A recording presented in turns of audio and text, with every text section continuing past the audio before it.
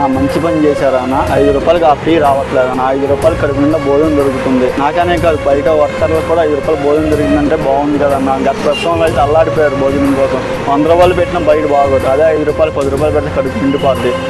బయట వర్కర్లకైనా కార్మికులకైనా అదే కదా కావాల్సింది. మనం గవర్నమెంట్ అన్న క్యాంటీన్ తీసేసింది, మళ్ళీ గవర్నమెంట్ వచ్చిన తర్వాత మళ్ళీ పేదవాళ్ళు ఇబ్బంది పడకూడదని 5 రూపాయలకి పొద్దున టిఫిన్, మధ్యాహ్నం భోజనం, రాత్రి భోజనం ఏర్పాటు చేయడం మీకు ఎలా అనిపిస్తుంది? మంచి ప్రభుత్వం అన్న. ఇలాగే ఇంకా వచ్చే సంవత్సరం కూడా ఇలాగే ఉండాలి. 5 సంవత్సరాలు కూడా బాగా చేస్తున్నారు అన్న. ఎందుకంటే 5 రూపాయలు కడుపు నిండా భోజనం దొరుకుతుందంటే మంచిదే కదన్నా.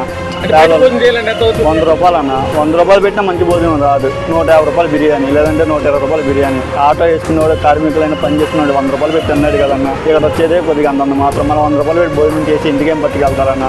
ఇక 5 రూపాయలు అంటే కడుపు నిండా భోజనం ఉంది అంటున్నారు.